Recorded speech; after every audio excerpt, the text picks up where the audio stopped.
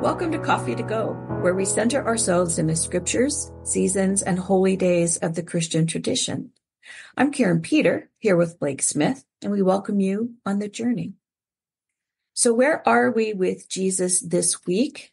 This week is the fifth Sunday after the Epiphany, and we are still in Galilee, where we have attended synagogue.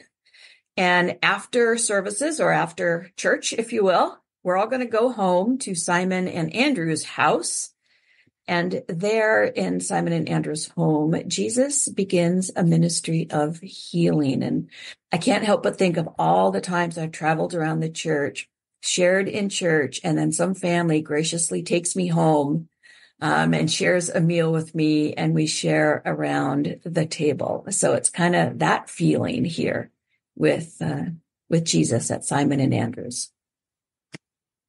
You know, I love that we have the technology that we have and the things that we're able to do now, but that's one of the things that I miss with, at least here in the Chicago Mission Center where I am, and we're doing, weekly hybrid worship, that a lot of people are already at home and there aren't as many people gathered, and we often miss that opportunity to just go to each other's homes and sharing a meal. So we just pack up the equipment and move on with the day. So that's an important thing to maybe pick back up in some way. So, well, our passage today comes from the Gospel of Mark. It's the first chapter and the 29th through the 39th verse.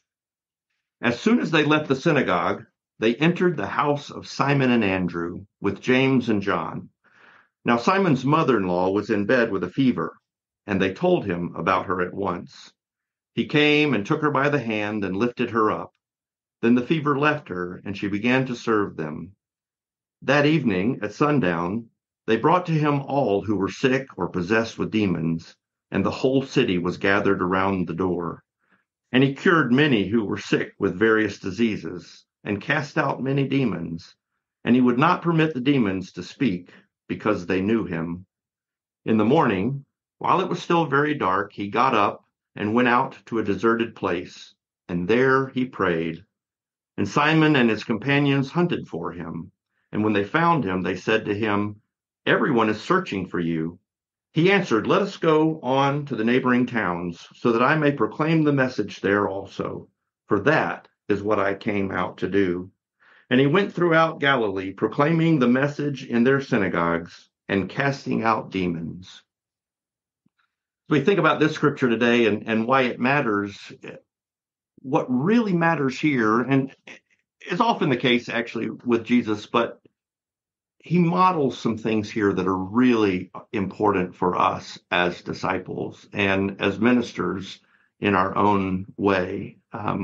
First of all, Jesus models compassion. There was so much pain and suffering in this. The whole town gathered. I just get this image in my mind of, hopefully it wasn't too large of a town, but I mean, it was. I can just see hundreds of people swarming around this, waiting for their place in line because of the pain and suffering. And that's not too different from where we are today in our own time and place. But person after person hears of these healings that he's doing, and they bring their sick and suffering. And so these crowds have formed. And Jesus engages in the midst of his visit to Simon and Andrew's house. He takes time to offer compassion and to provide healing, to cast out spirits. That was what mattered most for the well-being of the people. And so that was what mattered most to Jesus.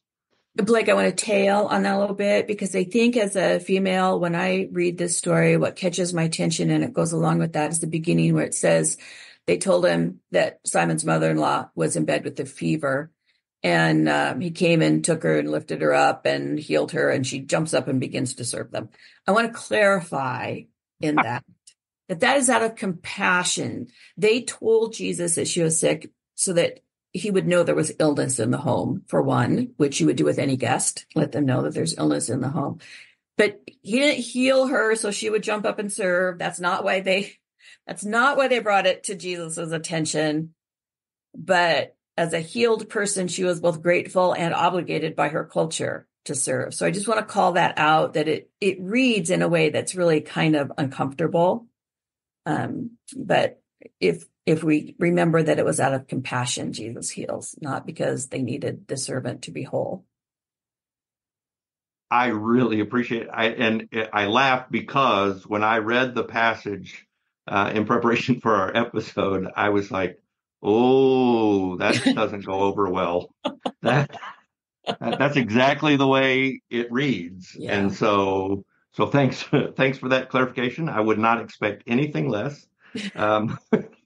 It's important for us to hear, because there are no doubt folks who read that passage, and that's, from the masculine, the male side, and say, well, he healed her so she could do her job. Yeah. No. Yeah. That wasn't it. So thanks for that. That again, the compassion that Jesus models is then returned out of gratitude for the healing, not out of obligation. So another thing that Jesus models is self-care. And I'm the worst at this. I'm absolutely the worst at this. And I admit that. But he went out alone to pray.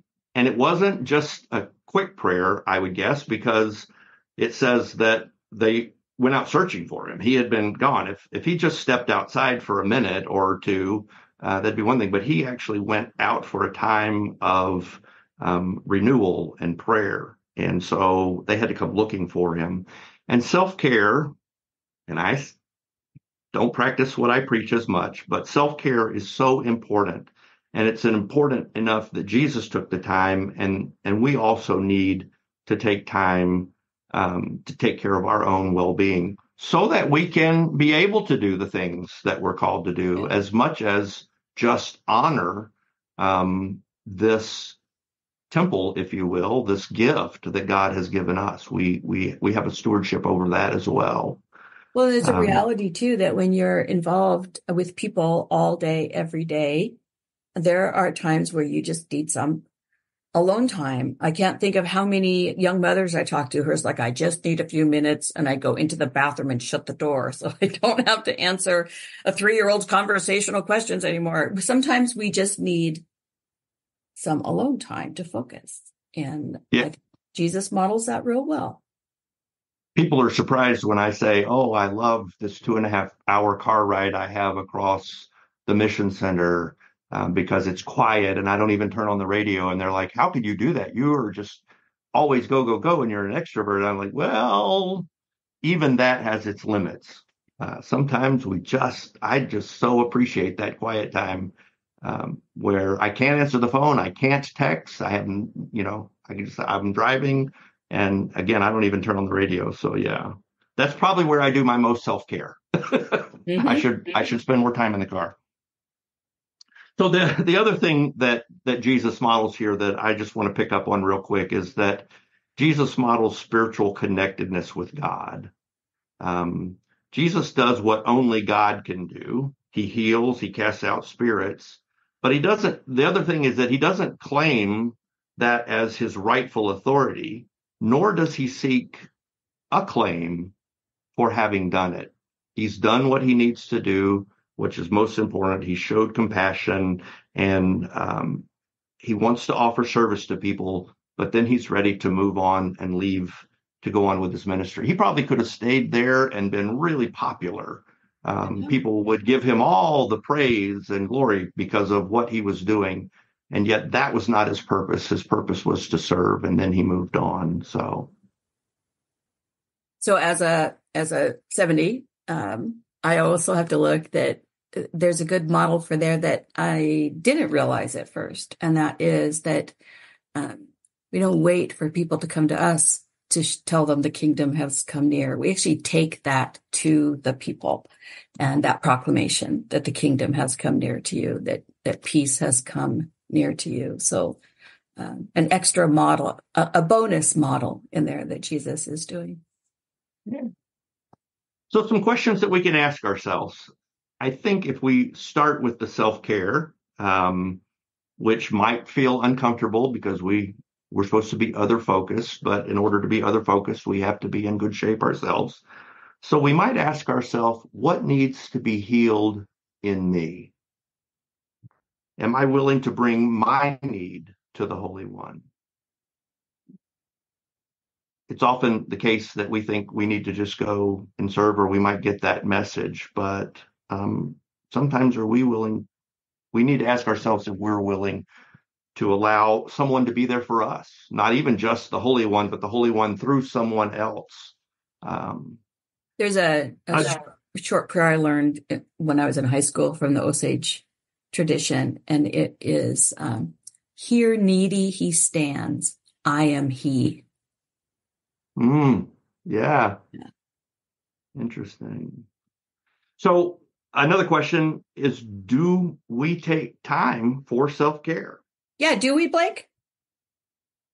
Hey, I've already come clean. I already admitted that I'm not good at that. But we are going to this week. Yes, we are. But we're going to this week. I have to, because it's going to be our experience for this week, right? Yep. So do we take time for self-care, or are we trapped in this rat race of busy, busy, busy? And yes, that is me. And I think, well, I'm doing good, so this is my spiritual practice, but I need quiet spiritual practice too. So in that vein, I would say, what is a habit or practice that I need to engage to establish more intentional self-care, rather than rationalizing all the reasons why I don't? And finally, I would ask, how am I connected to the creator and sustainer of life? We're counseled to be healthy in our relationship with God and ourselves and others and the earth. So we need to ask ourselves, how are our relationships going in all of those arenas? And where do we need healing? Yeah, very reflective questions this week. So one way we can experience this, both for Blake and myself and for you, our listeners, and that is this week, be intentional about your self-care. So work on breaking a habit. We all have them that we would like to get rid of. So take some time to look at that and what you might need to do to break a habit, or to establish a routine. Something that you can begin to work on and remind yourself to do every day this week, whether it's eat healthy or go to bed early or adopt a spiritual practice, as Blake said. And if you're looking for some, there are some really great ones for kids that you can do, no matter your age or as a family, because they're really geared for children. And that's at allthingsaspiritual.org under spirituality for kids. And at the end of the week, take some time to reflect on your sense of well-being and see what your next steps from this week might be. If you've started a routine or broken a habit, how might you continue that vein in your own life?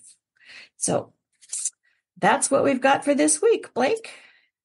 All right, well, let's finish out with a blessing. And our blessing today is adapted from a poem by Stephanie Kaza. Let go of the place that holds. Let go of the place that flinches. Let go of the place that controls. Let go of the place that fears. Just let the ground support you. Listen. The wind is breathing in the trees. Sense the edge of soft and hard. Follow the unseen path. Walk in the dark night. Practice faith. Build confidence in the unknown. Walk in the dark night. Practice courage. Accept the vastness of what you cannot see. Thanks to everyone for joining us here today at Coffee to Go. We invite you to join us next time again for the next part of our journey through the liturgical seasons and holy days of the Christian tradition.